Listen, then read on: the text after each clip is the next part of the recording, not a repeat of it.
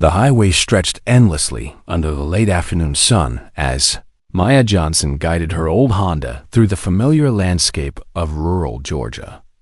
She'd been driving for nearly 6 hours, her army uniform still crisp despite the journey. The green fabric a testament to 15 years of service she wore with quiet pride.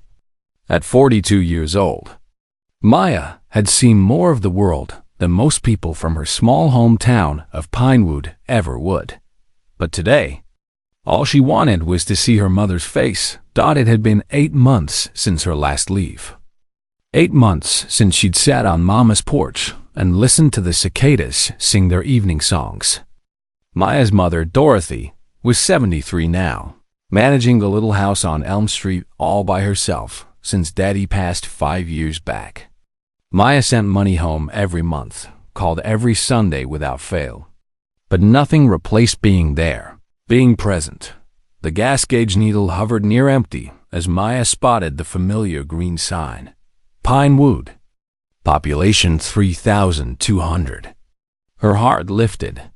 Just another 20 minutes and she'd be pulling into that driveway, wrapping her arms around Mama, smelling her perfume mixed with the sweet scent of whatever pie was cooling on the kitchen counter. But first, gas. Tucker's Gas and Go sat on the edge of town. The same station that had been there since Maya was a little girl. Though it looked shabbier now, the paint peeling and the neon sign flickering uncertainly. Maya pulled up to pump number 3, the only one that looked functional, and stepped out into the humid Georgia air. She stretched, feeling her muscles protest after the long drive, then reached for her wallet. The station was quiet. Just one other car parked near the convenience store entrance, a police cruiser with Pinewood PD painted on the side. Maya barely glanced at it as she headed inside to prepay for the gas. The bell above the door chimed as she entered. The interior was dimly lit, shelves stocked with chips and candy bars that looked like they'd been there since the 90s. Behind the counter sat a heavy-set white man in his 50s, his face already settling into a frown as he looked up at her. "Help you?" he said, his tone flat, unfriendly. "Yes, sir." $20 on pump 3, please, Maya said politely, sliding a bill across the counter. The man took the money without a word, punching something into his ancient register. Maya noticed 2 police officers near the coffee machine, both white men in their 30s, one tall and lean with close-cropped blonde hair, the other stockier with a reddish face. They were watching her, she realized, their conversation falling silent. Maya felt a familiar tightness in her chest, that old awareness she'd learned to carry like a second skin, the vigilance that came from growing up black in the South. But she pushed it down. She was an army sergeant. She'd served her country with honor. She had nothing to fear from doing something as simple as buying gas. "Thank you," she said quietly, turning to leave. "Hold on a second," the taller officer called out, his voice sharp enough to stop her at the door. Maya turned, keeping her expression neutral, respectful. "Yes, officer?" The man was already walking toward her, his hand resting casually on his belt near his weapon. His name tag read Officer Blake. "That your vehicle out there? The Honda?" "Yes, sir, it is." "Your taillight's out," he said, though Maya knew for a fact it wasn't. She checked everything before leaving base, the way she always did. "I don't believe so, officer. I inspected my vehicle this morning." Officer Blake's eyes narrowed. "You calling me a liar?" The air in the small store suddenly felt thick, oppressive. Maya's heart began to pound, but she kept her voice steady, calm. "No, sir. Not at all. I'm just saying I checked my lights this morning, and they were all functioning properly." The second officer had moved closer now, forming a wall between Maya and the door. His name tag read Officer Donnelly, and his face was flushed. Whether from heat or something else, Maya couldn't tell. "Let me see your license and registration," Blake demanded. "Of course." Maya slowly reached for her wallet, making sure her movements were clear and visible. She'd been trained for hostile situations, had faced down actual threats in deployment zones, but somehow this felt different. More personal, more dangerous in a way that had nothing to do with combat. She handed over her military ID and driver's license. Blake studied them for a long moment, his jaw working like he was chewing something bitter. "Army, huh?" he said, his tone making it sound like an accusation rather than an acknowledgement. "That's real nice. Doesn't mean you're above the law here in Pinewood." "I never said it did, sir," Maya replied quietly. "Blake, maybe we should," Donnelly started. But Blake cut him off with a sharp look. "You been drinking?" Blake asked, leaning in closer to Maya's face. The absurdity of the question nearly made her laugh, but she knew better. "No, sir. I've been driving for 6 hours straight. I'm just trying to get home to see my mother." "I smell alcohol," Blake insisted. Maya's blood ran cold. She knew what was happening, recognized the setup. She'd heard the stories, seen the news reports, knew how these situations could spiral out of control in a heartbeat. "Officer, I haven't had anything to drink. I'm active duty military. I would never." "Step outside," Blake ordered, his hand now gripping his weapon. "We're going to conduct a field sobriety test." The clerk behind the counter watched silently, his expression unreadable. No help there. Maya's mind raced. She could refuse, demand to speak to a supervisor, invoke her rights. But she'd seen how that ended for people who looked like her. Compliance was survival. "Yes, sir," she said softly, and followed the officers outside into the fading Georgia sunlight. Her homecoming already turning into something else entirely, something that would test everything she believed about justice, dignity, and the country she'd sworn to defend. The parking lot asphalt radiated heat beneath Maya's boots as Officer Blake positioned her near the front of her Honda.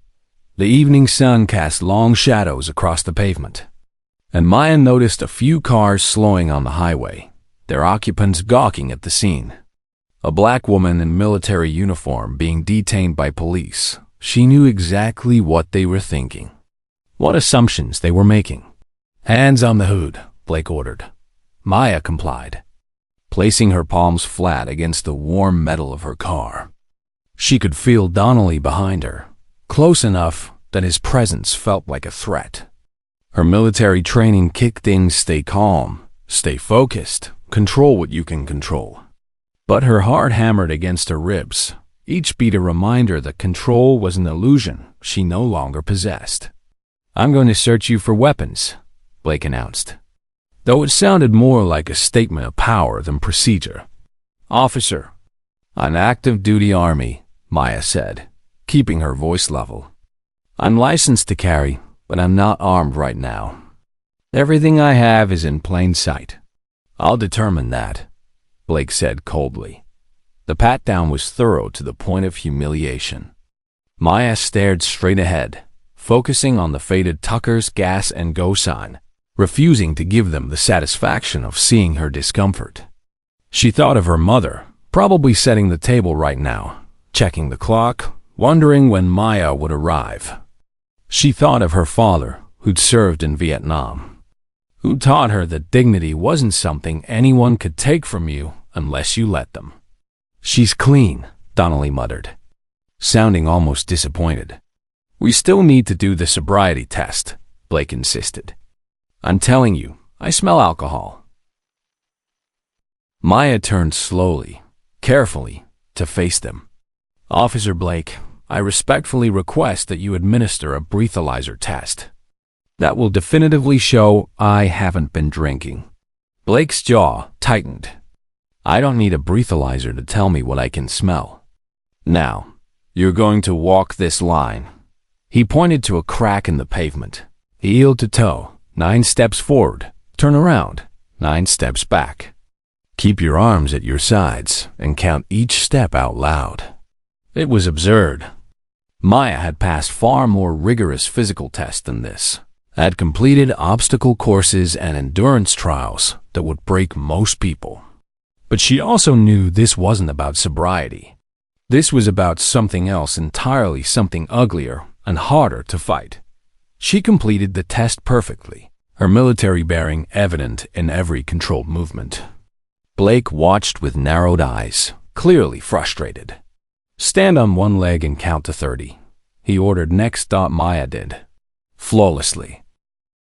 A pickup truck pulled into the station, and an elderly white man got out, watching the scene with open curiosity. Blake's eyes flicked toward him, and Maya saw something shift in his expression, awareness that there was now a witness, someone from the community. "Everything all right here, Blake?" The old man called out. "This young lady giving you trouble?" "Just routine, Mr. Henderson," Blake replied, his tone notably softer. "Nothing to worry about."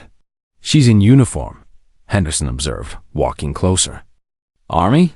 "Yes, sir," Maya answered before Blake could. "I'm stationed at Fort Benning. Just passing through on my way to visit my mother, Dorothy Johnson, over on Elm Street." Recognition flickered across Henderson's weathered face. "Dorothy Johnson? Known her for 30 years. Good woman. Didn't know her daughter was military. 15 years of service." "Sir," Maya said quietly. Henderson looked at Blake with an expression that might have been skepticism or might have been something more pointed. "This really necessary, Blake? Looks to me like she's just trying to get home." Blake's face flushed red. "Sir, with all due respect, this is police business." Henderson said, crossing his arms. "Police business, right." But he didn't leave. Instead, he leaned against his truck, making it clear he intended to stay. The dynamic shifted. Blake exchanged a glance with Donnelly, something unspoken passing between them. Maya recognized the calculation happening. How far could they push this with a respected white community member watching? "Well, you passed the field tests," Blake said grudgingly, as if the words tasted bitter. "But I'm still writing you a citation for that taillight." "Officer, my taillight isn't out," Maya said, her patience fraying despite her best efforts to maintain composure. "Are you arguing with me?" Blake's hand moved back toward his weapon. The air went electric with tension. Henderson straightened up, his eyes sharp now. "Easy now, Blake," Donnelly said quietly, the first reasonable thing he'd spoken. "Let's all just take it down a notch." Maya forced herself to take a breath. She could feel the situation teetering on a knife's edge. One wrong word, one wrong move, and this could escalate into something far worse. She thought of all the names she'd heard on the news, all the families grieving because a routine traffic stop turned deadly. "I'm not arguing, officer," she said carefully. "I'm simply stating a fact. But if you need to write a citation, I understand you're doing your job." It was a surrender, and they all knew it. But it was also survival. Blake smirked, pulling out his citation book with deliberate slowness. As he wrote, Maya noticed Donnelly watching her with an expression that might have been guilt or discomfort. He looked young suddenly, like maybe this wasn't sitting right with him, but he didn't have the courage to say anything. "Here," Blake said, thrusting the paper at her. "Get that light fixed within 7 days, or there will be a warrant out for your arrest." Maya took the citation, her hand steady despite the rage and helplessness churning in her gut. The fine was $250, a significant chunk of the money she'd saved to help her mother with some house repairs. Henderson waited until Blake and Donnelly climbed back into their cruiser before approaching Maya. "You okay, miss?" "Yes, sir. Thank you for stopping." "Been watching Blake for years," Henderson said quietly, his voice sad. "Some people put on a badge and think it makes them God. I'm sorry you had to deal with that." "It ain't right." "No, sir, it's not," Maya agreed, her voice thick with emotion she could no longer fully contain. "But thank you for staying." It made a difference. Henderson nodded, then climbed into his truck. As he drove away, Maya stood alone in the parking lot, the citation crumpling slightly in her trembling hand. The sun was setting now, painting the sky in shades of orange and purple that would have been beautiful if she could bring herself to appreciate them. She pulled out her phone and took pictures of her taillights, both working perfectly, glowing red in the growing darkness. Then she photographed the citation, documenting everything with the methodical precision her military training had instilled. Maya didn't know it yet, but those photographs would matter. They would matter very much. She got back in her car and finally, continued the last 20 minutes toward home, toward her mother's embrace, toward a place where she hoped she could feel safe again. But something had changed in those 30 minutes at Tucker's Gas and Go. Something had broken and hardened simultaneously. Like steel being forged in fire, Maya Johnson had served her country with honor and distinction. She'd followed every law, shown every courtesy, done everything right, and it hadn't mattered but what Blake and Donnelly didn't.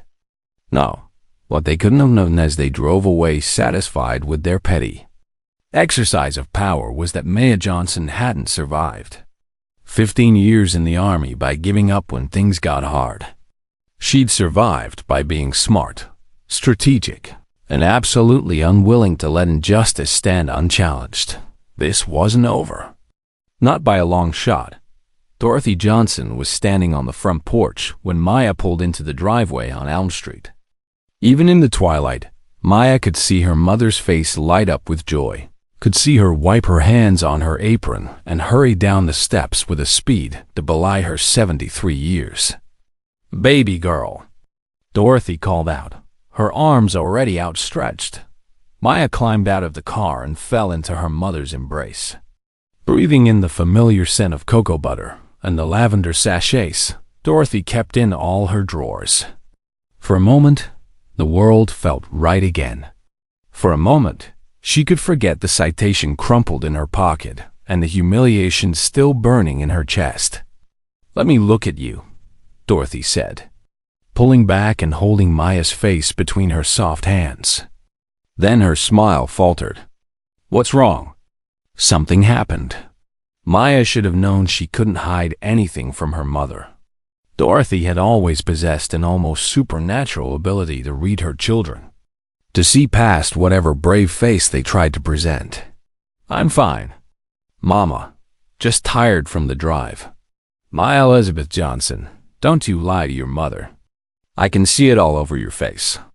Come inside and tell me what's wrong." Dinner's ready anyway. The house smelled like home-like cornbread and collard greens and a sweet potato pie Dorothy had promised over the phone last week. Maya's younger brother Marcus's baseball trophies still lined the mantel, though he'd been gone to Atlanta for work these past 3 years. Family photos covered the walls, a timeline of the Johnson family history. Natty in his Vietnam uniform, Maya and Marcus as gap-toothed children, graduation pictures. Maya's Army commissioning ceremony. Dorothy settled. Maya at the kitchen table with a glass of sweet tea and waited with the patient silence of a mother who knew her daughter would talk when she was ready. Maya did. She told her mother everything, Blake and Donnelly, the false accusation of a broken taillight, the smell of alcohol that didn't exist, the field sobriety tests, Henderson's intervention, the citation. The words tumbled out, and with them came tears she'd been holding back since the gas station. Dorothy listened without interrupting, her face growing harder and sadder with each detail. When Maya finished, Dorothy reached across the table and took her daughter's hands. "Baby, I'm so sorry." "I'm so sorry." "I did everything right, Mama," Maya said, her voice breaking. "I was respectful. I complied with every order. I stayed calm. And it didn't matter." "Nothing I did mattered because all they saw was, I know," Dorothy said quietly. "I know what they saw, and I know how much it hurts." They sat in silence for a moment, the clock on the wall ticking steadily. marking time in a world that felt fundamentally unfair. Your daddy went through something similar once, Dorothy said finally. Did I ever tell you about that? Maya shook her head, leaning in closer. It was 1978, couple years after he came back from Vietnam. He was working at the factory, and the plant manager, white man named Carlson, started finding reasons to write him up. Missing tools, being late when your daddy was never late a day in his life. Questioning his work, even though he was the best machinist they had. Your daddy knew what it was, but he kept his head down, kept doing his job perfectly, figuring eventually Carlson would get tired of harassing him. Dorothy paused, taking a sip of her own tea. But Carlson didn't get tired. He escalated. Started accusing your daddy of stealing supplies, threatened to have him arrested. It all came to a head one day when Carlson claimed a whole box of expensive parts had gone missing and blamed your daddy. What did Daddy do? Maya asked, even though she'd never heard this story, even though her father had been gone 5 years now. He documented everything, Dorothy said with a small smile. Every single incident, every false accusation, every time Carlson treated him different from the white workers. He kept a notebook at home, wrote down dates and times and witnesses. And when Carlson tried to have him arrested for that theft, your daddy went to the union with all his documentation and with something else, proof that Carlson himself had been stealing from the company and using workers like your daddy as scapegoats. Maya's eyes widened. How did he get proof? He paid attention. He was smart and patient. He noticed that Carlson's accusations always came right after inventory audits. Noticed that the amounts Carlson claimed were stolen matched discrepancies in the audit reports. So your daddy started keeping track of when Carlson left work. Noticed he was loading boxes into his truck from the loading dock when he thought no one was watching. Your daddy even got photos, used that old Polaroid camera we had. What happened? Carlson got fired, lost his pension, and your daddy got a promotion to shift supervisor, first black supervisor that factory ever had. Dorothy squeezed Maya's hands. The point is, baby, sometimes the right thing to do isn't to let injustice roll off your back. Sometimes the right thing is to fight back, but smart, strategic, with documentation and evidence and patience. Maya thought about the photos on her phone.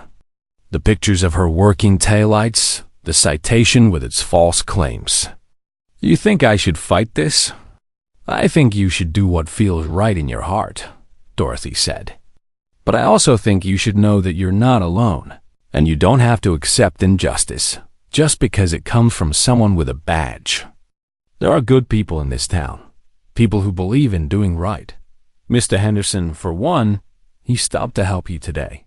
There are others like him, but taking on the police, Mama, that's different than taking on a factory manager, is it? Dorothy raised an eyebrow. Both think they can abuse their power and get away with it. Both count on good people staying silent because they're scared. But you're not just anybody, Maya. You're a soldier. You served your country with honor. You've earned the right to expect that country to serve you back with justice. They ate dinner then. Dorothy's cooking as perfect as always, though Maya barely tasted it. Her mind was working through scenarios, through options, through what fighting back might look like and what it might cost. After dinner, as Maya helped wash dishes, Dorothy said something that would echo in her mind for days to come. Your daddy used to say that courage isn't about not being scared. It's about being scared and doing the right thing anyway. Whatever you decide, baby girl, I'm proud of you. And your daddy would be proud too. That night, lying in her childhood bedroom with its faded wallpaper and old posters, Maya pulled out her phone. She looked at the photos she'd taken, the working taillights, the citation, even a distant shot of Blake, and Donnelly's cruiser still visible in one frame. Then she opened her laptop and began to research. She looked up Pinewood Police Department complaints procedures. She found contact information for the Georgia Bureau of Investigation. She researched her rights under both civilian and military law. She discovered that Pinewood had a town council that met monthly, with open public comment periods, and slowly, methodically, the way she'd been trained to plan missions. Maya Johnson began to build a strategy. She thought about Henderson, who'd stopped to witness what was happening. She thought about Donnelly's uncomfortable expression, suggesting maybe, just maybe, not every officer stood behind Blake's actions. She thought about her father, keeping his careful notebook, gathering his evidence, waiting for the right moment. Most of all, she thought about all the people who'd gone through similar experiences and said nothing, done nothing, because the system felt too big and too powerful to fight. Maya had faced worse than Officer Blake.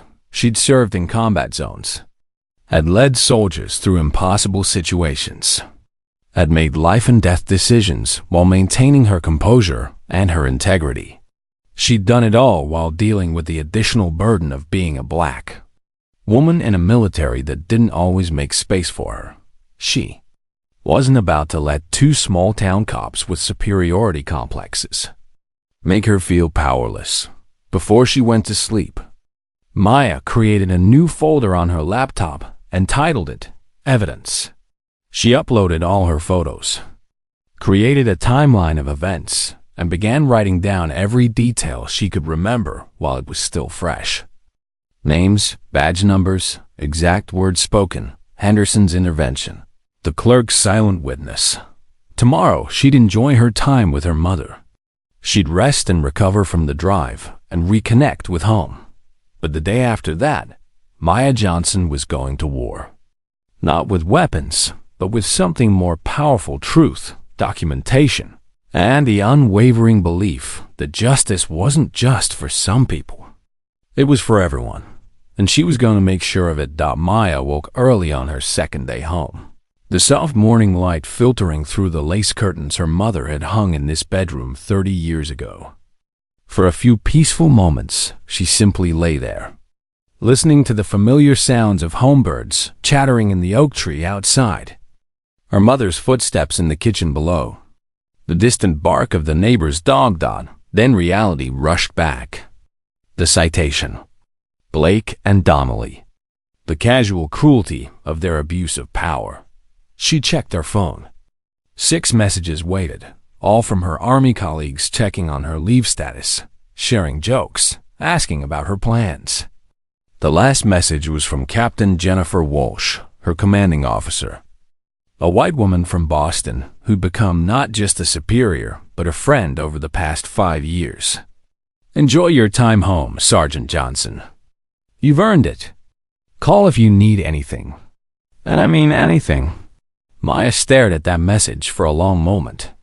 Captain Walsh had always been fair, always been someone who walked the walk when it came to standing against discrimination. She'd gone to bat for Maya more than once when other officers had questioned her capabilities or her decisions in ways they never questioned male soldiers. Maybe it was time to take her up on that offer. But first, breakfast. Dorothy had made her favorite buttermilk pancakes with bacon and scrambled eggs. They ate together at the little kitchen table, catching up on family news, talking about Marcus's new job in Atlanta, discussing the church ladies and their ongoing drama about the upcoming fundraiser. Mr. Henderson called this morning, Dorothy mentioned casually, though Maya caught the significance in her tone. Did he? Said he wanted to check on you, make sure you were all right. Also said he talked to a few people about what he witnessed at the gas station. Apparently, you're not the first person Blake's targeted like that. Maya set down her fork. What do you mean? Henderson says Blake's been with the department about 3 years now. In that time, there have been at least half a dozen incidents similar to yours, all involving black folks. All involving questionable citations or arrests. All conveniently happening when Blake needs to meet his quota or just feels like throwing his weight around. Has anyone filed complaints? Dorothy shook her head sadly. Most people around here can't afford to fight the system, baby. They pay the fines and move on. A few tried to protest, but nothing came of it. Blake's got protection. His uncle is the chief of police. Of course he did. Maya felt the anger building again, but this time it was different. This time it was cold, calculated, focused. Henderson says he'd be willing to testify if you decided to file a formal complaint, Dorothy added. He's got some standing in this community. People listen to him. Maya nodded slowly, her mind working through the implications. An eyewitness with community credibility changed things. It made the situation less a matter of her word against Blake's and more a documented incident with corroboration. After breakfast, Maya drove into town, ostensibly to pick up some groceries for her mother. But her real destination was the Pinewood Public Library, a small brick building on Main Street that she'd spent countless hours in as a teenager. The head librarian, Mrs. Patterson, was an elderly black woman who'd been running the library for as long as Maya could remember. She looked up from her desk as Maya entered, and her face broke into a warm smile. "Maya Johnson. Heard you were home. Come give me a hug, child." After the reunion pleasantries, Maya got to business. "Mrs. Patterson, I need to research some things. Public records, town council meeting minutes, police department information. Can you help me?" Mrs. Patterson's smile faded slightly, replaced by something knowing and sympathetic. "This about what happened at Tucker's." Word traveled fast in small towns. Maya shouldn't have been surprised. "Yes, ma'am.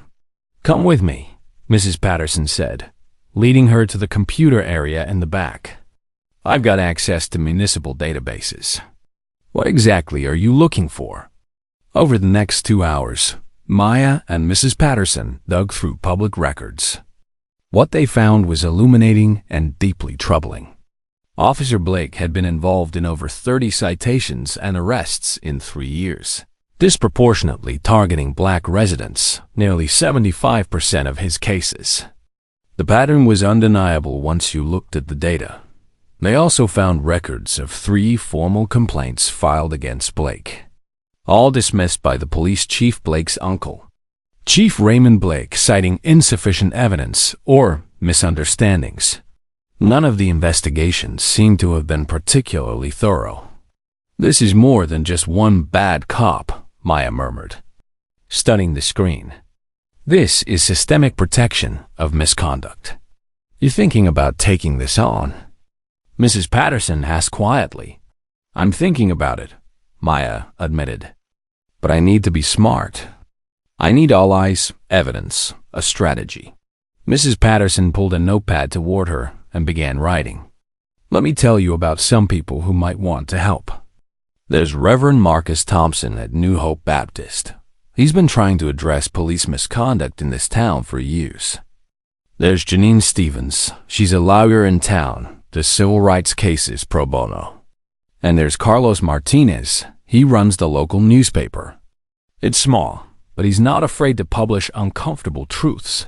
She tore off the page and handed it to Maya. "These are good people, Maya. People who believe in justice. You won't be alone in this if you decide to fight." Maya took the paper, her eyes misting slightly. "Thank you, Mrs. Patterson. Child, I've watched too many young black people in this town get hurt by Blake and his kind. If you've got the courage to stand up, then I've got the courage to stand with you." That afternoon, Maya made 3 phone calls. The first was to Captain Walsh, explaining the situation in detail. Walsh listened intently, then said words that gave Maya hope. "Sergeant, you're not just representing yourself here. You're active duty military being targeted by local law enforcement. This is bigger than a simple traffic citation. I'm going to make some calls, see what resources we can bring to bear. The Army doesn't abandon its soldiers." The second call was to Janine Stevens, the civil rights lawyer. Stevens agreed to meet with Maya the next day to review the case and discuss options. The third call was to Reverend Thompson. The Reverend's deep, compassionate voice came through the line. "Sister Maya, I've been waiting for someone with the standing and the courage to challenge this. When can we meet?" By the time Maya returned home that evening, she'd scheduled meetings with all three for the following day. She'd also received a text from an unknown number. "This is Robert Henderson. Your mama gave me your number. I talked to 6 other people who've been wrongly cited or harassed by Blake.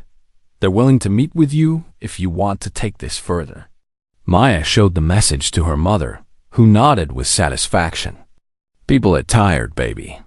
They've been waiting for someone to light the spark. I think you might be that person."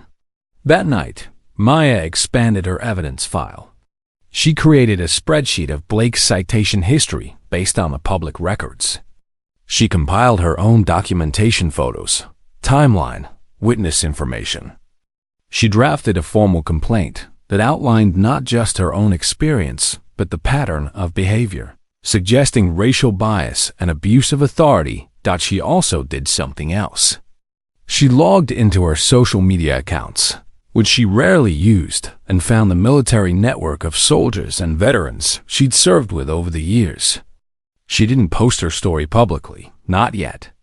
But she reached out privately to a few key people, including Master Sergeant David Crawford, a black veteran who dealt with similar issues and had successfully fought back.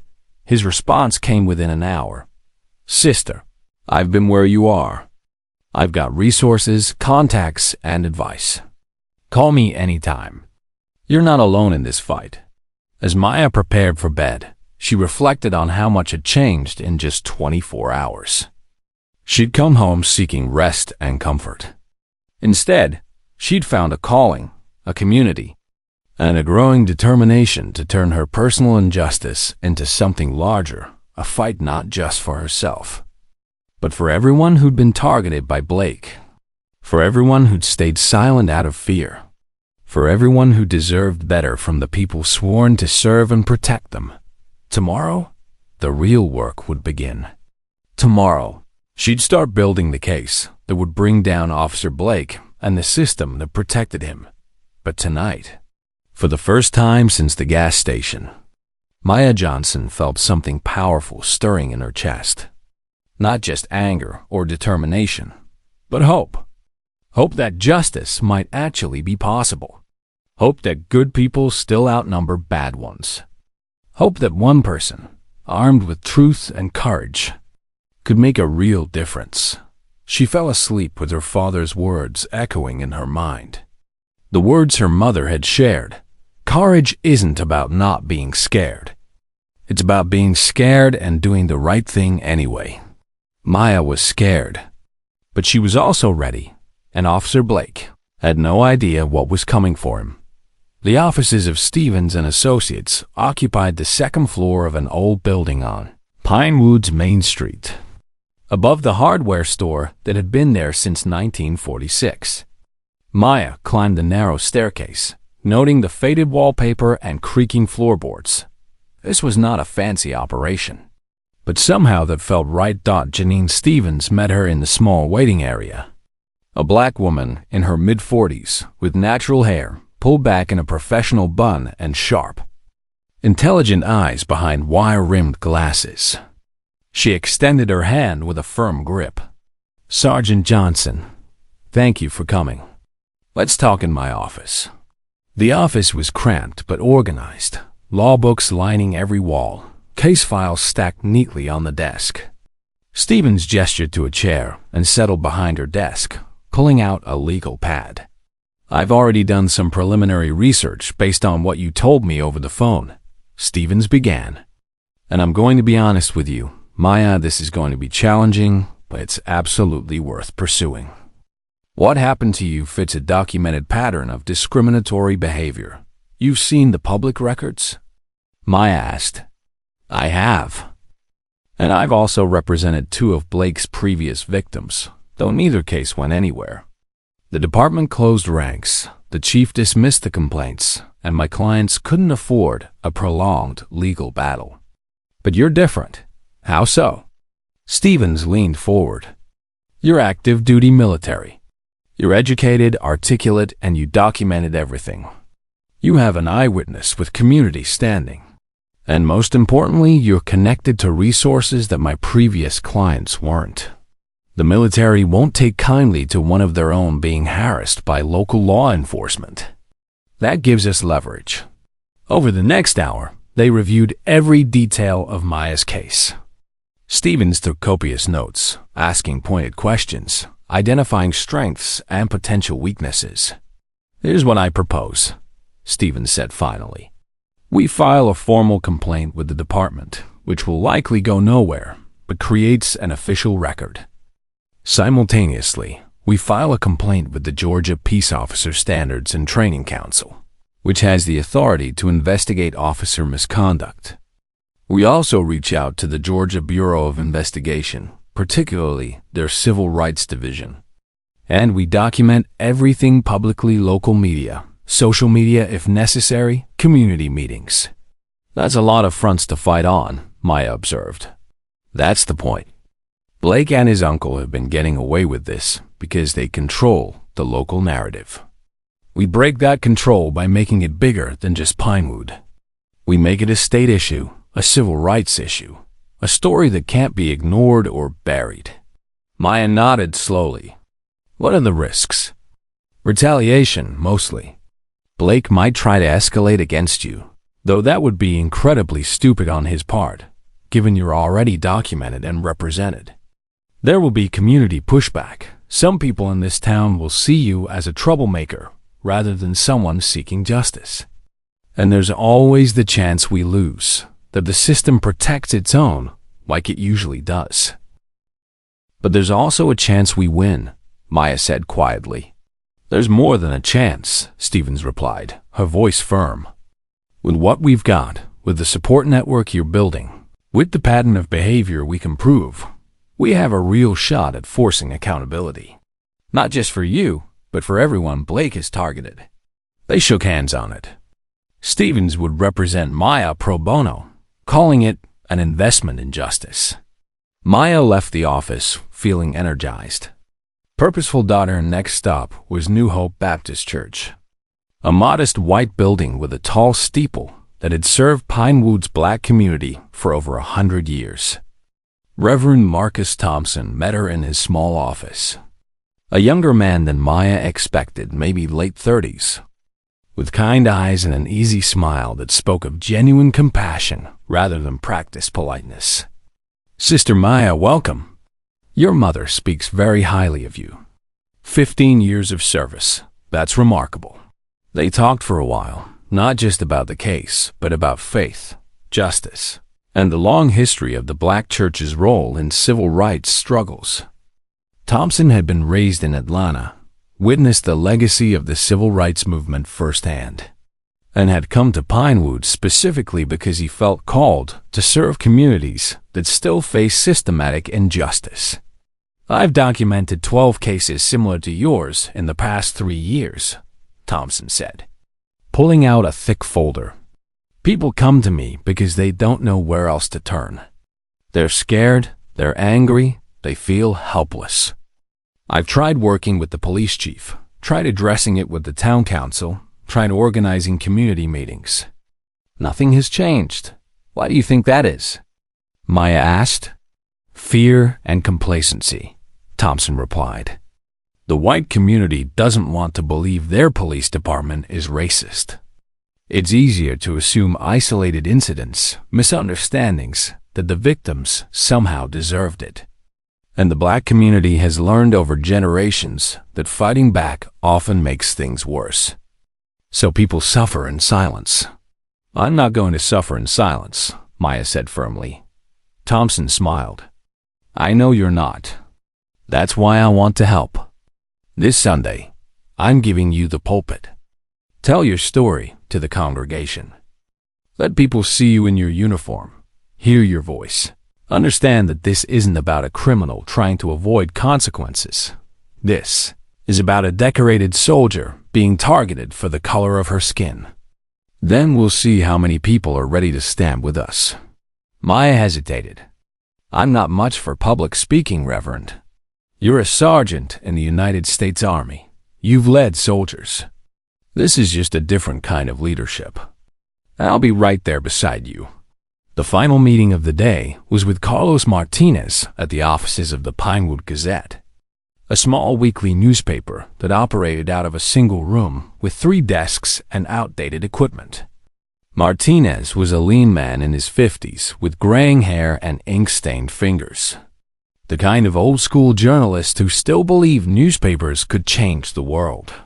"I've been waiting for someone to give me this story," Martinez said, barely letting Maya sit down before launching into questions. His notebook was already open, pen poised. Blake's been a problem since day one, but no one would go on record. "You willing to go on record?" "Yes," Maya said without hesitation. Martinez grinned. "Then let's do this right." The interview took 2 hours. Martinez was thorough, asking not just about the gas station incident but about Maya's background, her service, her reasons for being in town. He wanted the full picture, not just a victim story, but a story about an accomplished woman with dignity and purpose being unjustly targeted. "I'm also going to reach out to the other victims Henderson mentioned," Martinez said. "Build a comprehensive piece about Blake's pattern of behavior. I'll include the statistical analysis from the public records. That 75% number is damning. And I'll get comment from the police department, though I'm sure they'll give me the standard under investigation. Can't comment line. When will it run?" Maya asked. "This week's paper goes to print tomorrow, so next week at the latest. I'll also post it online. Try to get some regional pickup. This is the kind of story that could go statewide if we're lucky." As Maya drove back to Elm Street that evening, she felt exhausted but oddly exhilarated. In one day, she'd assembled a formidable team, a civil rights lawyer, an activist reverend, and a crusading journalist. She'd transformed from an isolated victim into the center of a growing movement for accountability. Her phone buzzed with a text from Captain Walsh. "Spoke with JAG office and military liaison. They're very interested in your case. Call me tomorrow morning." Another text from Henderson. 8 people confirmed for meeting on Saturday. They all have stories. Some worse than yours. And an email from Master Sergeant Crawford with a subject line that made her smile. "Building a Warrior's Toolkit." The email contained contact information for civil rights organizations, veteran advocacy groups, and media outlets that specialized in police misconduct stories. That night at dinner, Dorothy asked the question she'd been holding back. "Are you sure about this, baby?" "Really sure. It's going to get hard. People are going to come at you. Blake isn't going to just accept this quietly." Maya met her mother's eyes. "Mama, all my life you and Daddy taught me to stand up for what's right. You taught me that dignity isn't negotiable. That justice is worth fighting for even when the odds are against you. I can't ignore this. Not when I know other people are suffering the same way. Not when I have the resources and the standing to actually make a difference." Dorothy's eyes misted over. "Then your daddy and I raised you right. I'm proud of you, Maya. Scared for you, but proud." "I'm scared too," Maya admitted. "But I'm not backing down." Outside, the Georgia night was warm and full of stars. Somewhere across town, Officer Blake was probably having dinner with his family. Probably feeling secure in his power and his protection. Probably thinking the incident at the gas station was closed and forgotten. He was wrong. In living rooms across Pinewood, people were talking about Maya Johnson, the Army sergeant who'd been mistreated. The woman who was gathering allies and building a case. Word was spreading, carried on phone calls and text messages and conversations at the grocery store. Change was coming to Pinewood. Slowly, carefully, strategically, but undeniably coming. And at the center of it all was a humble, determined black woman who decided that enough was enough, that justice mattered more than comfort. That sometimes one person really could spark a revolution. The battle was just beginning. But Maya Johnson was ready for the war. Sunday morning dawned clear and bright. The kind of perfect Georgia day that made everything seem possible. Maya stood in front of her bedroom mirror, adjusting her army uniform one last time. Every crease was sharp, every button gleamed, every ribbon was precisely positioned. She looked at her reflection and saw not just a woman, but a soldier, someone who'd earned the right to stand tall, to speak truth, to demand justice. "You ready, baby?" Dorothy called from downstairs. "As ready as I'll ever be," Maya replied, though her stomach was churning with nervous energy. New Hope Baptist Church was already filling when they arrived. Cars lining the street and people streaming through the doors in their Sunday finest. Maya noticed several white faces in the crowd, unusual for the historically black church. But Reverend Thompson had spread the word through the whole community about today's special testimony. Henderson was there, sitting near the front, giving Maya an encouraging nod as she passed. Mrs. Patterson from the library sat with a group of other older black women, the church mothers who'd been the backbone of this community for decades. Even Carlos Martinez was present, his camera around his neck and notebook in hand. The service began with the traditional hymns, voices rising together in songs of faith and struggle and hope. Maya felt the power of it wash over her, felt connected to generations of black Americans who'd stood in churches just like this one, drawing strength from community and faith to face impossible odds. When it came time for testimonies, Reverend Thompson stepped to the pulpit. "Brothers and sisters, today we have someone special with us. Sister Maya Johnson, daughter of our beloved Dorothy and the late brother William Johnson, has served this country with honor for 15 years. She's been deployed overseas defending our freedoms, leading soldiers in difficult conditions, representing the best of what it means to be American. She came home last week for a simple visit with her mother. And what happened to her at Tucker's gas station is something we need to hear, something we need to face as a community." Thompson gestured to Maya. "Sister Maya's, come share your testimony." Maya walked to the pulpit on unsteady legs, her heart hammering. She looked out at the sea of faces, black and white, young and old, all watching her with rapt attention. She told her story, every detail, holding nothing back: the false accusation about the taillight, Blake's hostile demeanor, the humiliating pat-down and field sobriety tests, Donnelly's silent complicity, Henderson's courageous intervention. She kept her voice steady, factual, but she didn't hide her emotions either. When she described standing in that parking lot, her dignity being stripped away despite having done nothing wrong, despite 15 years of honorable service, several women in the congregation were openly crying. "I want to be clear about something," Maya said, her voice ringing through the church. "This isn't just about me. This is about every person of color in Pinewood who's been targeted by Officer Blake. This is about a system that looks the other way when its officers abuse their power. This is about justice, real justice, not the selective kind that only applies to some people." She paused, looking directly at the white faces in the congregation. "I know this makes some of you uncomfortable. I know it's easier to believe these are isolated incidents, that there must be more to the story. But I'm asking all of us to look at the truth, to look at the pattern, to decide what kind of community we want to be." When Maya finished, the church was silent for a long moment. Then Henderson stood up. "I was there," he said, his voice carrying authority. "I witnessed everything Sister Maya just described. And I'm ashamed to say it took me too long to realize what was happening in my own town. Blake's been doing this for years, and good people like me have been looking the other way because it was easier, because it wasn't happening to us. But no more. I stand with Maya Johnson. I stand for justice." One by one, others rose.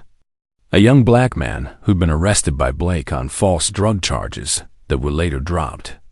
An elderly black woman who'd been given 3 citations in 1 month, all questionable. a Latino teenager who'd been harassed outside the movie theater. And then, surprisingly, a white woman stood Sarah Collins, someone Maya vaguely remembered from high school. "My son is Blake's nephew," she said, her voice shaking. "And I've heard him talk at family dinners about how he sees his job, about certain people in this town. It's made me sick, but I stayed quiet because he's family. I'm not staying quiet anymore. Maya, I'll testify to what I've heard, if it helps." By the time the service ended, 15 people had committed to being part of the case, providing testimonies, serving as witnesses to Blake's pattern of misconduct. But it was what happened outside the church that truly marked the turning point. Carlos Martinez had been busy during the service. His newspaper article had gone live online that morning, and it was spreading rapidly through social media. By the time everyone filed outside into the sunshine, people were checking their phones, reading, sharing. "It's blowing up," Martinez told Maya, showing her his phone. 5,000 shares already. "Local news stations in Atlanta are calling me for interviews. This is becoming bigger than Pinewood." That afternoon, Maya's phone started ringing. First, it was a producer from an Atlanta television station wanting to do an interview. Then a reporter from the Atlanta Journal-Constitution. Then a representative from the Georgia NAACP, offering support and resources. Captain Walsh called with even more significant news. The military liaison has contacted the Department of Justice. They're opening an inquiry into Blake's conduct, particularly the targeting of military personnel. Maya, this is now on the federal radar. By Monday morning, everything had accelerated beyond Maya's wildest expectations. The Pinewood Police Department issued a terse statement saying Officer Blake had been placed on administrative leave pending an internal investigation. Chief Raymond Blake, his uncle, had been forced to recuse himself from the investigation, with an outside investigator being brought in from the state level. Martinez's follow-up article appeared Tuesday, this one featuring interviews with 6 of Blake's victims, statistical analysis of his citation patterns, and expert commentary from civil rights lawyers about systemic racial profiling. The Pinewood Gazette's website, which usually averaged a few hundred visitors a week, crashed from traffic overload. Wednesday brought a phone call that changed everything. Maya answered to hear a professional female voice. "Sergeant Johnson, this is Special Agent Lisa Chun with the FBI's Civil Rights Division.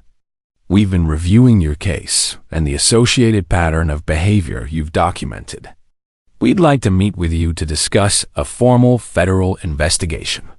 Maya sat down heavily on her mother's couch, her hand shaking slightly as she held the phone. The FBI.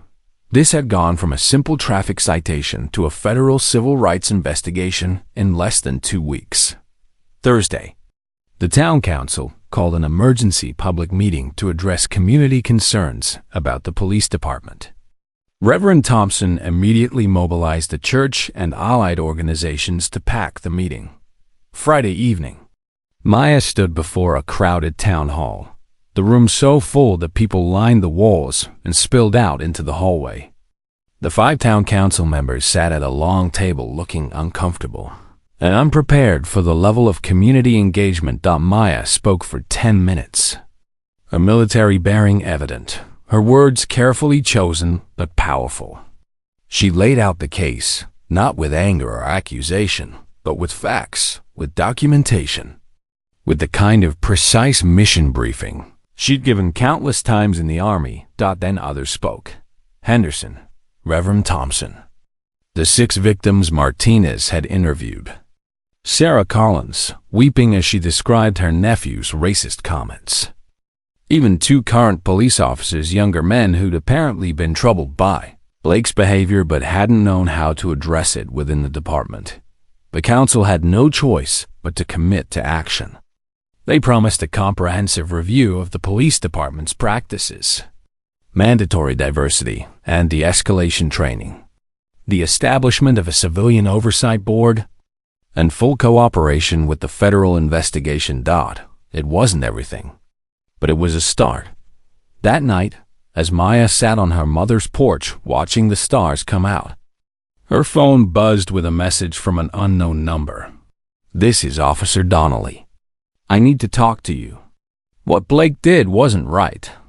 I should have stopped it, and I didn't. I have information about other incidents. I want to make this right." Maya stared at the message for a long moment, then forwarded it to Janine Stevens and Special Agent Chun. Blake's partner was breaking ranks. The wall of silence was crumbling. Dorothy came out and sat beside her daughter, the porch swing creaking gently. "Your daddy would be so proud," she said softly. "Not just that you're fighting, but how you're fighting. With dignity and truth. With community and allies. That's the right way to win." "We haven't won yet, Mama," Maya replied. "Maybe not," Dorothy acknowledged. "But you've already changed things. People in this town who've been suffering in silence now have hope. Systems that have operated in darkness are being forced into the light. That's victory, baby girl. That's real change." As they sat together in the warm Georgia night, Maya reflected on how much had shifted in 2 weeks. She'd come home seeking rest and had instead sparked a movement. She'd been victimized by injustice and had transformed that victimization into a crusade for accountability. The fight wasn't over. Blake still hadn't been formally charged with anything. The federal investigation would take time. There would be setbacks and challenges ahead, but the momentum was undeniable. The truth was out. The community was mobilized. The systems designed to protect. Misconduct were being dismantled brick by brick, and at the center of it all was Maya Johnson, a humble, determined black woman who'd refused to accept injustice, who'd built coalitions instead of standing alone, who'd turned her personal pain into a movement for collective healing. Officer Blake had made a catastrophic error when he targeted her at that gas station. He'd assumed she was powerless, voiceless, alone. He'd been wrong on every count. And now he was about to learn what happened when you underestimated a soldier. The FBI field office in Atlanta was nothing like Maya had expected, less dramatic than the movies portrayed, more bureaucratic and quietly efficient. Special Agent Lisa Chen met Maya and Janine Stevens in a conference room on the 3rd floor, joined by 2 other agents and an attorney from the Department of Justice Civil Rights Division. "Thank you for coming, Sergeant Johnson," Chen said, shaking Maya's hand with a firm grip. She was a woman in her early 40s with sharp eyes that seemed to miss nothing. "What you've uncovered in Pinewood represents a significant pattern of civil rights violations. We want to build a comprehensive case, not just against Officer Blake individually, but against the systemic failures that allowed his behavior to continue unchecked." Over the next 4 hours, Maya walked them through everything her own experience, the documentation she'd gathered, the testimonies from other victims, the statistical analysis showing Blake's discriminatory citation patterns, even Officer Donnelly's recent contact offering to provide information. Donnelly's cooperation could be crucial, one of the other agents noted. An inside witness to the department's culture and Blake's behavior? That's powerful. "He's meeting with us tomorrow," Stevens interjected. "We'll coordinate with your office on what information he provides." Chen pulled up a file on her laptop. "We've been investigating the Pinewood Police Department for the past week, pulling federal records, reviewing complaints filed with various state agencies. What we're finding suggests problems that go beyond just Officer Blake." She turned the screen so Maya could see. It showed a chart complaint patterns over the past 5 years, not just for Blake, but for the entire department. The numbers were troubling. Excessive use of force complaints, all dismissed. Racial profiling allegations, all declared unfounded. A pattern of misconduct covered up by internal investigations that seemed designed to protect officers rather than hold them accountable. "Chief, Raymond Blake has been running that," Department like his personal fiefdom, Chun continued. His nephew isn't the only problem officer, he's just the most egregious. We're looking at a complete failure of leadership and accountability. What happens next? Maya asked. We continue building the case, the DOJ attorney explained. We interview every victim we can find. We subpoena department records. We put pressure on officers like Donnelly to cooperate. And when we have everything we need, we bring federal charges, civil rights violations, possibly conspiracy to deprive individuals of their constitutional rights. For Chief Blake, we're also looking at obstruction of justice for the cover-ups. How long will all this take? Stevens asked. Federal cases move slowly, Chun admitted. We're looking at months, possibly a year before we have everything we need. But in the meantime, the state is moving faster. The Georgia Peace Officer Standards and Training Council is conducting their own investigation. And they have the authority to decertify officers much more quickly than we can bring criminal charges. Chun looked directly at Maya. Sergeant, I want you to understand something. What you did documenting everything, building a coalition, refusing to stay silent, that's what makes cases like this possible. Most victims of police misconduct don't have your resources or your courage. They suffer alone and nothing changes. You've changed that for Pinewood. The meeting ended with commitments all around. The FBI would continue investigating. Stevens would coordinate with federal prosecutors. And Maya would remain available for testimony whenever needed. On the drive back to Pinewood, Stevens was uncharacteristically quiet until finally she said, You know what's remarkable about this? It's not just that we're going to win and we're going to win, it's that you've shown people how to win. Every victim of Blake's who was too scared to fight back is now seeing that it's possible. Every community dealing with similar problems is watching and learning. The next week brought rapid developments. Officer Donnelly met with Stevens and the FBI, providing detailed testimony about Blake's behavior, including incidents Maya hadn't known about. He described a department culture where Blake's misconduct was an open secret, where other officers looked the other way because challenging him meant crossing his uncle, the chief. He admitted his own failure to intervene during Maya's stop, his voice breaking with what seemed like genuine remorse. I became a cop to help people, Donnelly told them. But I let the system corrupt that. I watched Blake abuse his authority for 3 years and never said anything because I wanted to keep my job. Seeing Sergeant Johnson stand up, seeing her fight back with courage and intelligence, it made me realize I'd become part of the problem. His testimony included specifics about other cases' evidence that had been buried, complaints that had been dismissed without investigation, instances where Chief Blake had actively protected his nephew from accountability. The Georgia Peace Officer Standards and Training Council moved swiftly once they received Donnelly's testimony and the FBI's preliminary findings. 2 weeks after Maya's meeting in Atlanta, they announced that Officer Blake's certification was being suspended pending a formal hearing on decertification. Even more significantly, they announced an investigation into Chief Raymond Blake's fitness to lead the department. The day that announcement came, Maya was in her mother's kitchen helping prepare dinner when her phone exploded with messages. Martinez sent her the news link. Captain Walsh called to congratulate her. Even Reverend Thompson stopped by in person, his face lit up with joy. Justice is slow, he said, but it's coming. It's really coming. But the biggest shock came 3 days later. Maya was sitting on the porch reading when a police cruiser pulled up to the house. Her heart rate spiked old trauma from the gas station incident until she saw that it wasn't Blake or even a Pinewood officer. It was a county sheriff's deputy, and he was accompanied by a woman in professional attire carrying a briefcase. Sergeant Johnson? I'm Deputy Martinez with the county sheriff's office, and this is Assistant District Attorney Jennifer Wu. May we speak with you? They sat on the porch, Dorothy hovering protectively nearby.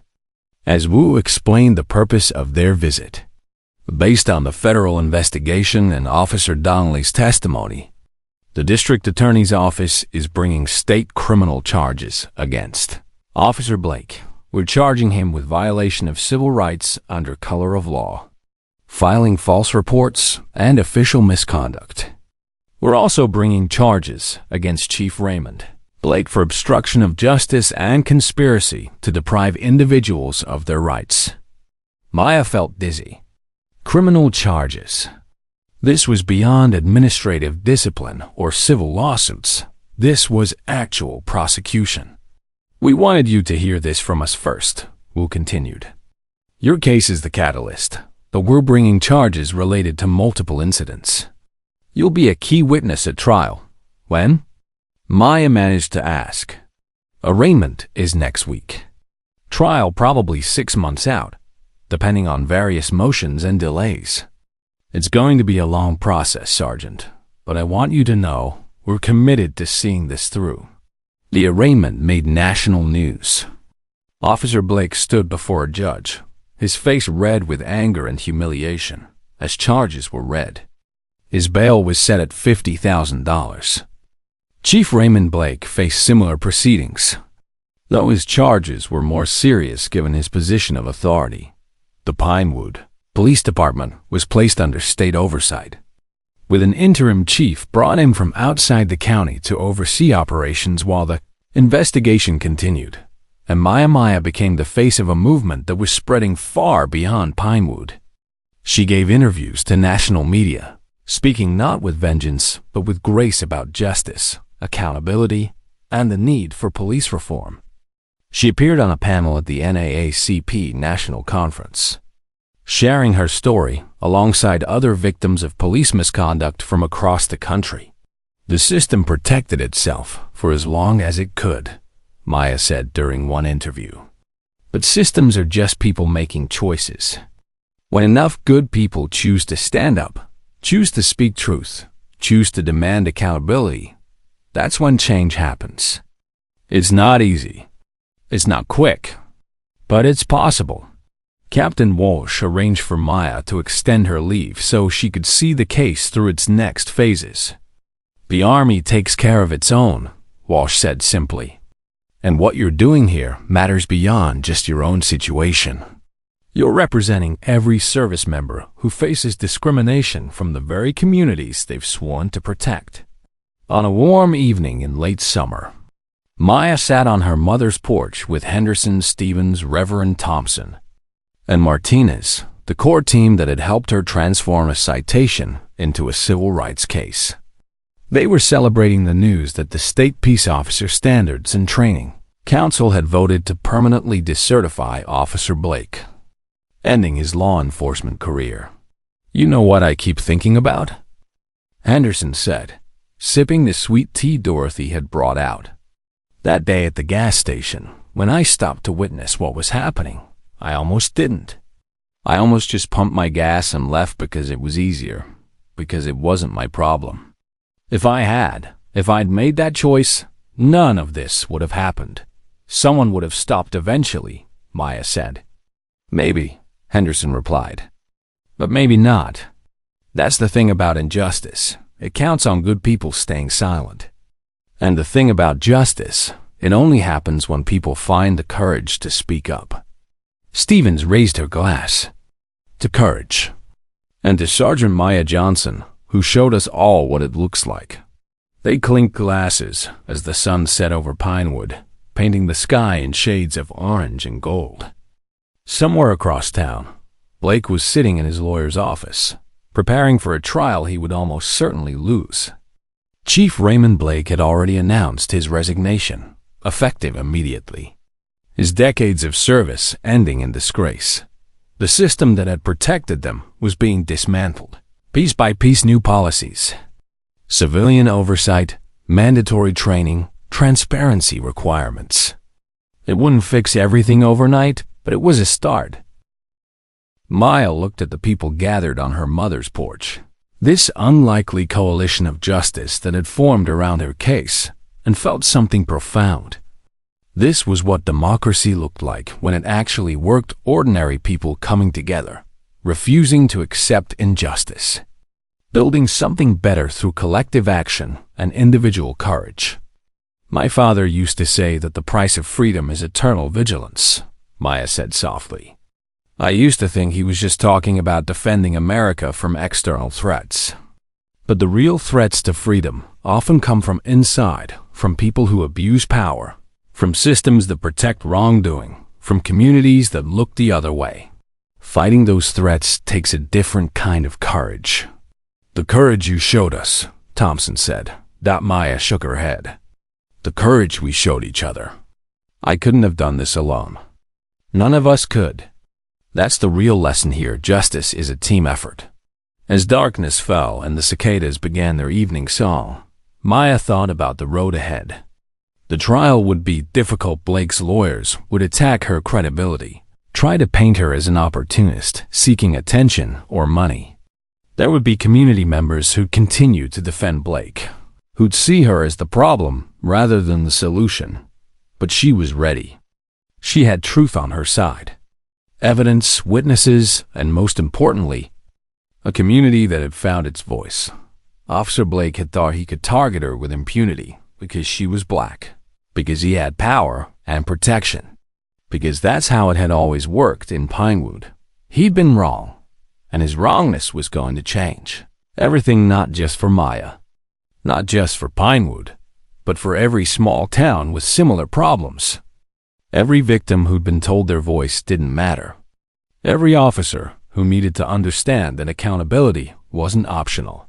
The walls were coming down.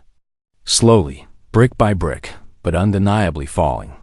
And Maya Johnson, the humble black woman who just wanted to visit her mother, had become the wrecking ball that started it all. 6 months later, on a cold February morning, Maya walked up the courthouse steps in downtown Atlanta. Her army uniform pressed and perfect, her mother beside her holding her hand tightly. The Georgia State Courthouse was an imposing building of marble and columns that spoke of justice and permanence. Though Maya had learned that justice required constant vigilance to maintain, the courtroom was packed. Victims of Blake's misconduct filled the gallery. 15 people who'd found the courage to come forward, their faces reflecting a mixture of anxiety and hope. Henderson sat with his wife. Reverend Thompson had brought a dozen members of New Hope Baptist. Stevens sat at the prosecution table as a supporting counsel, having helped prepare the case even though it was being tried by the district attorney's office. News cameras lined the hallway outside. Reporters from across the state and even some national outlets. Maya's case had become something larger than itself, a symbol of resistance against police misconduct. Proof that accountability was possible, even when the system seemed rigged against victims. Officer Blake sat at the defense table, his face carefully neutral, but his eyes showing the strain of 6 months under indictment. His expensive lawyers, paid for by the police union, had filed every motion they could, seeking dismissal, change of venue, suppression of evidence. All had been denied. The trial lasted 2 weeks. The prosecution methodically built their case testimony from Maya and other victims. Documentation of citation patterns showing racial bias. Expert witnesses on police conduct and civil rights law, and most damagingly, testimony from Officer Donnelly about the department's culture of protecting misconduct. Donnelly's testimony was particularly powerful. He described in detail how Blake had bragged about targeting certain neighborhoods, how he'd used his uncle's protection to avoid accountability, how other officers had learned to stay silent because challenging Blake meant crossing the chief. I want to say directly to Sergeant Johnson and the other victims, Donnelly said at one point, his voice shaking with emotion. I'm sorry. I had chances to stand up, to stop Blake, to be the officer I'd sworn to be. And I failed you. I was a coward, and people suffered because of my cowardice. I can't undo that, but I can tell the truth now and hope it helps bring justice. The defense tried their familiar tactics, questioning Maya's motives. suggesting she was seeking attention or planning a civil lawsuit, pointing to her spotless driving record as somehow suspicious rather than evidence of her character. They painted Blake as a dedicated officer who'd made an honest mistake, who'd believed the taillight was out, who'd followed proper procedures.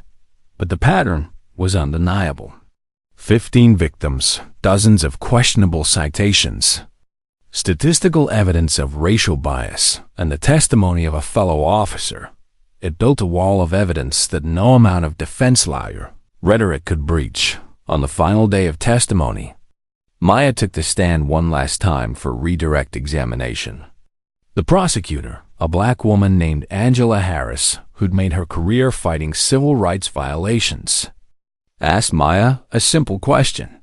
"Sergeant Johnson, tell the jury why this case matters." Maya looked at the 12 jurors, a diverse group that reflected Georgia's changing demographics, and spoke from the heart. "It matters because justice can't be selective. It can't apply to some people and not others based on the color of their skin. I served this country for 15 years. I've led soldiers in combat. I've risked my life to defend the Constitution and the principles it represents. And one of those core principles is that we're all equal under the law, that a badge doesn't grant immunity from justice. That power comes with accountability." She paused, gathering her thoughts. "But this isn't really about me. It's about the elderly black woman who was cited 3 times in 1 month for violations that didn't exist. It's about the young man arrested on false drug charges who lost his job and his apartment before the charges were dropped. It's about every person in Pinewood who learned to avoid certain streets, to watch their rearview mirror constantly, to live in fear of the very officers sworn to protect them." Maya's voice grew stronger. "Officer Blake had power, and he abused it. His uncle had even more power, and he used it to cover up that abuse. This case matters because it says that abuse of power won't be tolerated, that victims' voices matter, that the system can work if enough people demand that it work." The jury deliberated for 7 hours. Maya spent that time in a small witness room with her mother, Stevens and Reverend Thompson, trying not to watch the clock, trying not to catastrophize about what a not guilty verdict would mean. When the bailiff finally came to tell them the jury had reached a verdict, Maya's hands were shaking so badly she could barely stand. The courtroom fell silent as the jury filed in. Maya searched their faces for clues, but found only serious, solemn expressions. "Has the jury reached a verdict?" Judge Martinez asked. "We have, Your Honor," the forewoman, a middle-aged Asian woman, replied. "On the count of violation of civil rights under color of law, how do you find?" "Guilty." The courtroom erupted. People were crying, hugging, some shouting with joy. The judge had to bang his gavel repeatedly to restore order. Maya felt her mother's arms around her, felt tears streaming down her own face, felt something enormous and powerful break open in her chest. That the forewoman continued through all the charges. "Guilty, guilty." Officer Blake's face went white, then red. His lawyers immediately began whispering to him, no doubt already planning appeals. But the message was clear. The jury had believed the victims. They'd seen through the defense's tactics. They delivered accountability. Chief Raymond Blake's separate trial came 3 weeks later. With his nephew already convicted, his own defense crumbled quickly. The evidence of his cover-ups, his obstruction of investigations, his protection of misconduct was overwhelming. His jury took only 4 hours to convict him on all counts. At sentencing, Officer Blake received 3 years in prison, the maximum under state sentencing guidelines. Chief Blake received 5 years, with the judge noting that his abuse of authority and betrayal of public trust warranted the enhanced sentence. "You were entrusted with protecting your community," Judge Martinez told Chief Blake. "Instead, You weaponized the police department against the very citizens you'd sworn to serve. You created a culture where officers like your nephew believed they could act with impunity. The damage you've done to public trust will take years to repair. The Pinewood Police Department underwent a complete transformation. The interim chief, brought in during the investigation, was made permanent a black woman named Sharon Williams with a PhD in criminal justice and a reputation for reform. She instituted new policies, mandatory bias training, a civilian oversight board with real teeth, and a strict accountability system for officer misconduct. The federal civil rights investigation resulted in a consent decree requiring the department to operate under DOJ supervision for 5 years, with regular audits and reporting requirements. It wasn't perfect, but it was progress, measurable, enforceable progress. On a warm spring evening, nearly a year after that day at the gas station, Pinewood held a community ceremony in the town square. Reverend Thompson had organized it, calling it a celebration of justice and healing. Hundreds of people gathered, black, white, Latino, Asian, young and old. The town council issued a formal apology to all victims of police misconduct. They announced the establishment of a civil rights memorial in the square, honoring those who'd spoken up and fought for change. Maya was asked to speak. She stood on a small platform, looking out at faces she recognized and many she didn't, and felt the weight of what had happened over the past year. A year ago, she began, I stopped at a gas station just trying to get home to see my mother. What happened there changed my life, changed this community, and hopefully will help change how we think about justice and accountability. But I want to be clear about something. This wasn't my victory alone. This was our victory. Mr. Henderson, who stopped to witness when he could have looked away. Reverend Thompson, who mobilized the faith community. Mrs. Patterson, who helped me research and document everything. Janine Stevens, who fought for me legally. Carlos Martinez, who told the story when others wanted it buried. Officer Donnelly, who found the courage to break the blue wall of silence. Captain Walsh, who made sure the military stood behind me. And every victim who came forward to share their story, knowing it would be painful, but doing it anyway because it was right. She paused, emotion thick in her voice. This is what justice looks like. Not one hero, but a community deciding that enough is enough. Not one victory, but daily choices to stand up for what's right. Not perfection, but progress. Maya looked at her mother, standing near the front with tears streaming down her face. My father taught me that freedom requires eternal vigilance. My mother taught me that dignity is non-negotiable. The Army taught me that the mission matters more than personal comfort. This community taught me that change is possible when good people refuse to stay silent. She held up the citation that had started it all. She'd kept it, a reminder of where things began. Officer Blake gave me this citation for a taillight that wasn't broken, trying to exercise power he thought was unlimited. But power isn't unlimited. Authority isn't absolute. And justice, real justice, belongs to all of us. The crowd erupted in applause that went on for several minutes. When it finally died down, Henderson approached the microphone. I've lived in Pinewood my whole life, he said. 72 years in this town. And I've watched good people stay silent about injustice because speaking up seemed too hard, too dangerous, too unlikely to change anything.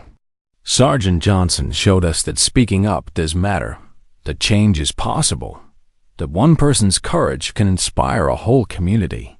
He turned to Maya. You came home as a soldier. You leave as our hero. Not because you fought an enemy overseas, but because you fought for justice right here at home. Thank you. Over the following months, Maya's story continued to resonate beyond Pinewood. She was invited to speak at police academies about respecting civil rights. She testified before the Georgia State Legislature about police reform measures. She was featured in a documentary about police accountability that would later win awards at film festivals. but mostly, she returned to her military duties, back to Fort Benning and the soldiers who depended on her leadership. The Army promoted her to first sergeant, recognizing both her military service and the grace with which she'd handled civilian crisis. On the first anniversary of that day at the gas station, Maya drove back to Pinewood to visit her mother. As she passed Tucker's Gas and Go, she slowed down, looking at the place where everything had started. There was a new owner now. The old clerk had sold out after the negative publicity. The new sign read, "Community Gas and Convenience, all welcome."